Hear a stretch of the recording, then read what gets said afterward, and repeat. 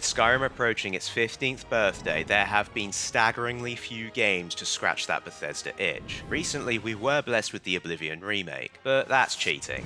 Is Skyrim so legendary that studios are afraid to put their own spin on the Elder Scrolls formula? Avowed tried, receiving a lukewarm reception. Even Bethesda can't seem to replicate it anymore. One game I was skeptically optimistic for was Tainted Grail: The Fall of Avalon, an ambitious project that is pushing the boundary of a AA game. So when Awaken Realms reached out offering a review copy, I jumped at the chance. To get immersed, I'm going to play 10 in-game days on the hardest difficulty with survival mode turned on. Not for bragging rights, but because it helps me use every tool and mechanic in the game. Survival mode is simple. You can only save your game when resting at a bed or campfire. If I die, I must restart the whole day from the beginning. Before we get stuck in, I have been given free rein to express my thoughts unfiltered. This is not a paid review, but obviously bear in mind this isn't the finished build. The game does have some frame rate issues on PS5, and the devs reassured me this should be fixed before release. I'm only going to be showing the first 10 hours, but I'll try to avoid spoiling too much. The game starts with an intro cinematic. King Arthur led an exodus from his homeland due to the all-consuming Red Death plague. With the help of Merlin, he conquered Avalon, taking the island from the Four Dwellers and cleansing it from the supernatural weirdness. Weird as in W-Y-R-D. That was 600 years ago. Arthur is dead, the weirdness grows, and the Red Death has made it to Avalon. After creating my character, I begin my journey. Day 1 starts in a familiar fashion as I awaken a cell. I immediately switch on survival mode before the jailer insists on interrogating me. His questions allow me to build a brief backstory for my character and select a playstyle bonus that boosts some of my skills. I fancy making a spell sword, so I went for the magic playstyle. He asked a follow-up question and let me choose a specialization. Since I'm on survival, healing seemed the right choice. This started me with the blood transfusion spell, which absorbs health from foes, so I steal life force to heal myself. Our heartfelt one-to-one is interrupted by an arrow to the face. My mysterious rescuer gives me the key to my cell and tells me to meet him deeper in the dungeon. I honour my dead friend by robbing his corpse and set about exploring the area, grabbing all the stuff. Sir Osbert could not wait any longer. He shut the door behind him and jammed a latch home. In a few determined strides, he approached Liliana. He took her love apples into his hand.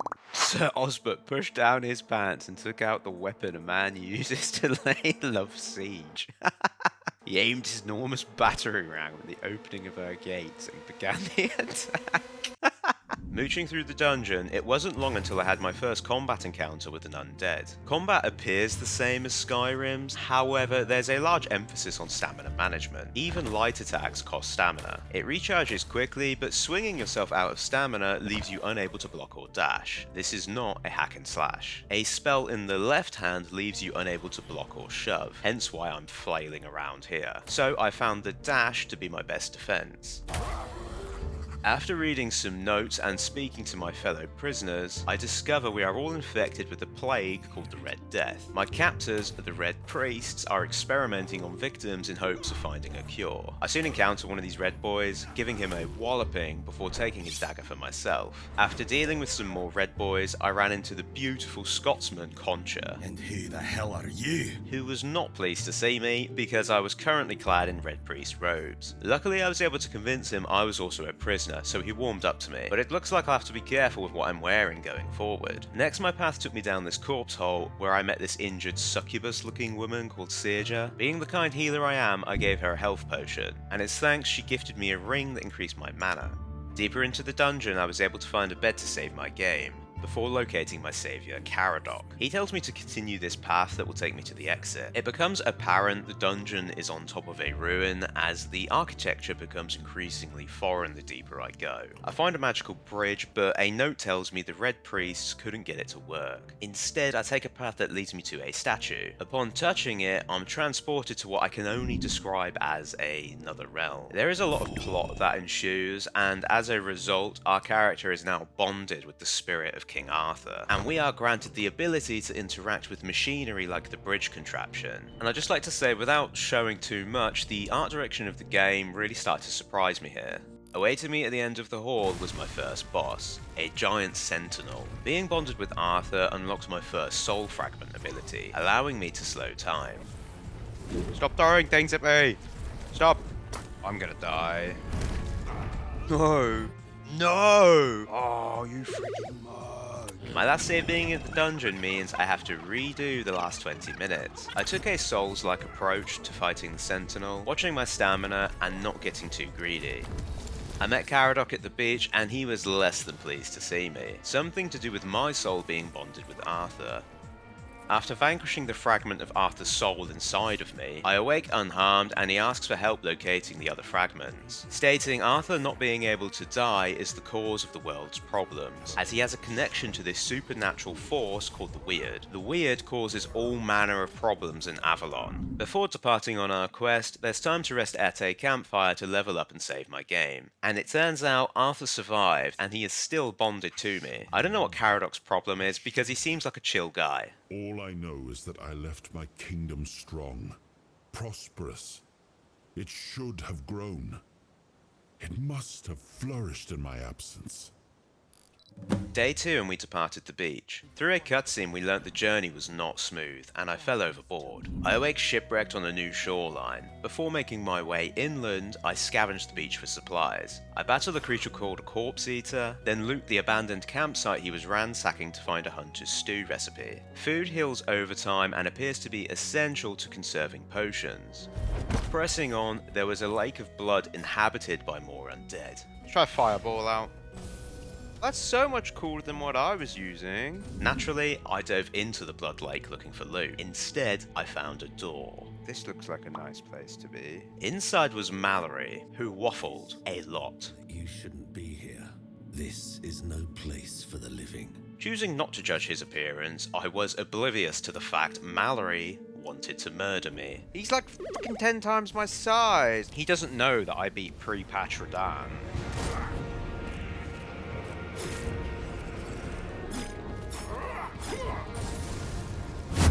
Oh, you naughty bastard!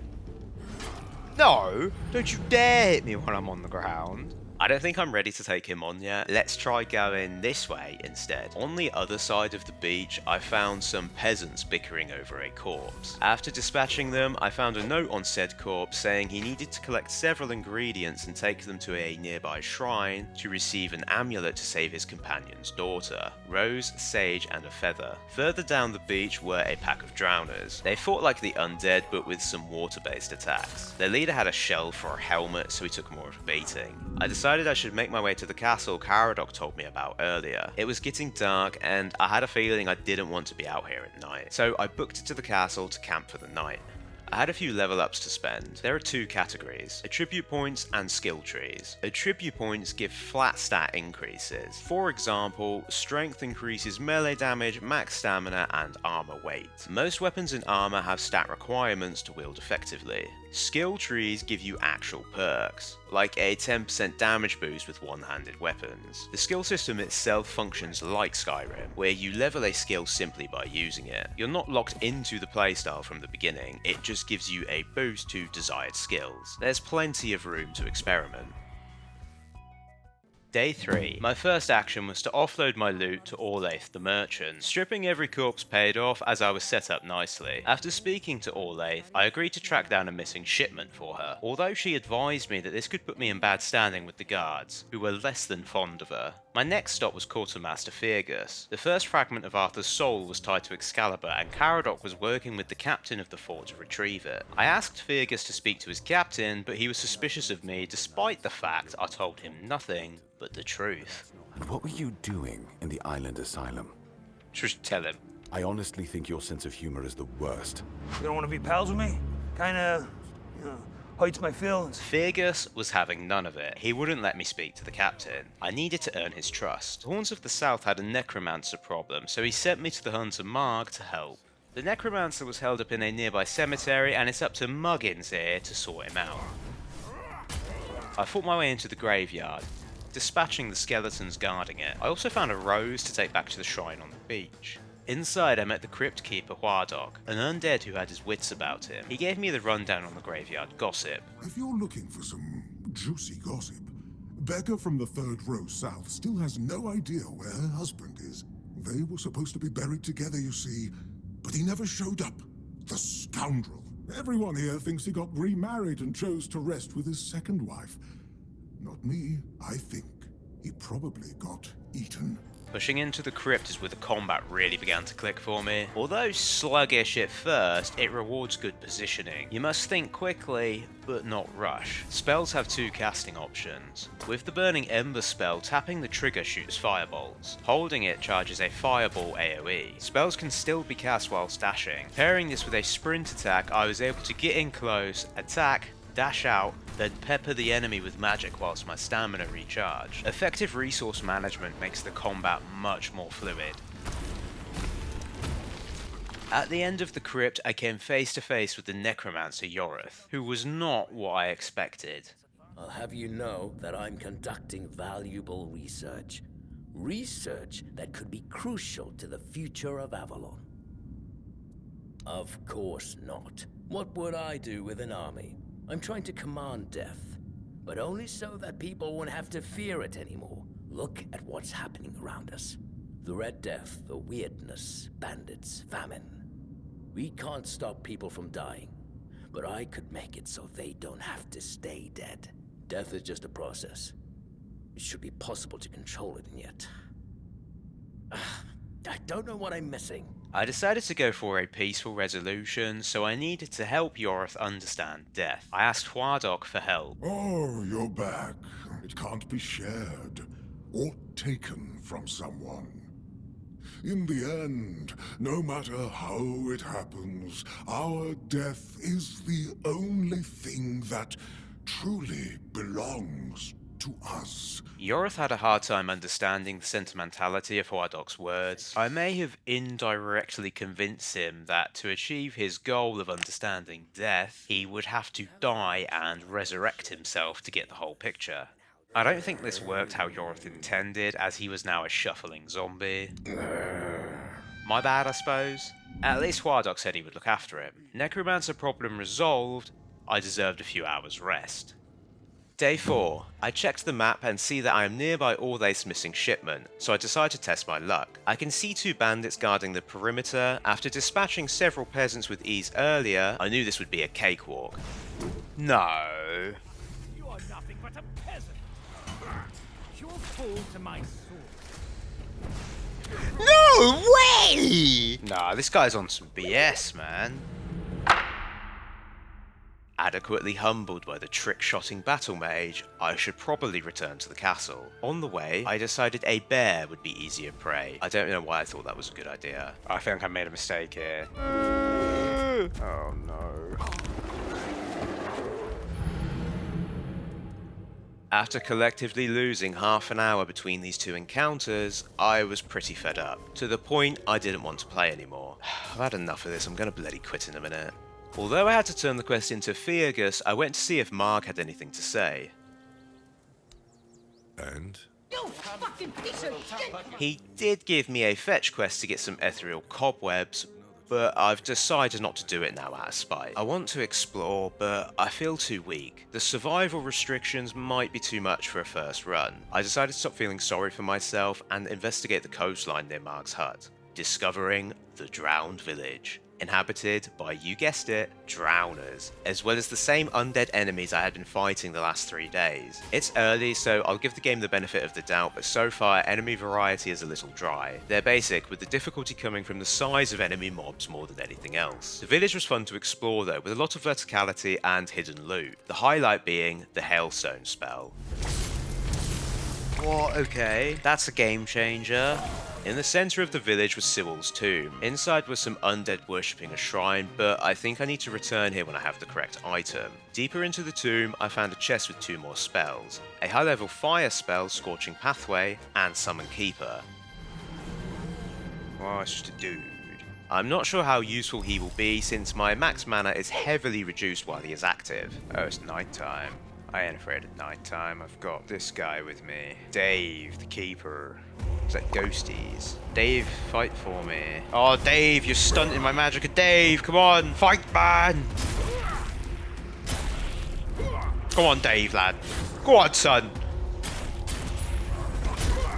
It ain't so bad out here. Ain't so spoopy. Go, Dave, attack. Pull your bow out. I swear to God he just shot me. You are fucking kidding me. You fucking pointed me up. After arguably the biggest anime betrayal of all time, I decided I was better going it alone. The weird ghosts were a nice change of pace from zombies, but I think there might be something worse out here. What was that? I'm not just making that up. At the thought of losing the day's progress again, I booked it back to the fort, ready to put this nightmare of a day behind me. Day 5. It was straight to Fergus to give him the news about the necromancer. As it turns out, the captain isn't here. He left for a druid temple to the northwest before I even washed ashore. No way am I going that far out without leveling up. I take the time to mooch around and chat to a guard suffering with toothache. The doctor confiscated his grandmother's home remedy recipe, but I inadvertently convince him to tell me what it is. This leads to me receiving another quest from the doctor to travel to a druid ruin and perform a ritual for him. Sounds sus, but okay. I also bought the lightning spell Flickerbolt from him. I brew the remedy for the guard and he gives me a consumable that permanently increases my health by 5 points. I stop by the blacksmith and upgrade my sword. It looks like there's several upgrade categories to explore, but I don't have the money or skills for that right now. It was time to head out. My first stop was the shrine on the beach. Offering the items gave me a necklace that heals me when I reach 0 HP. It's a get out of jail free card, but it breaks upon use. But I wonder if I can find the family from the note that needs it. Further along the beach where I fought the drowners, I had missed a flooded mine. Inside I found a secret passage that brought me out on top of some bandits. Perfect test subjects for my Flickerbolt spell. I also had a crack at dual wielding, even managing some cheeky parries. Deeper into the cave were a pack of corpse eaters, likely drawn by the corpses of the bandits' victims. The terrain made it difficult to fight them all at once. I even had to retreat into the water to escape them at one point, but Flickerbolt came in clutch again. Charging it makes it chain through enemies. At the end of the mine was the corpse eater Alpha, who I managed to keep staggered for most of the fight. Keeping with the theme of the mine, the chest contained a spell that would let me summon my own corpse eater. Time had gotten away with me. Upon exiting the mine it was dark and I was attacked by more necrophages. Lightning, yo. Eat me fish supper to get some health back. God, what was that about? I'm getting kind of scared now. I literally can't see. Oh no, I know where I am. This is even worse. Oh, sod it. Really bad idea. The way I see it, it was either fight the monster in here or the ones outside. I fancy my chances. Let's see how far I've come. This is no place for the living.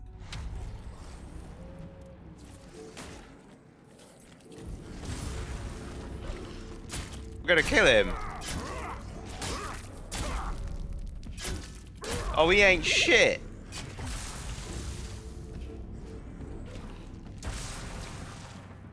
Get him, tactical roll. He's dead. Come on in, Mallory. You ain't gonna get me with that one again, boy.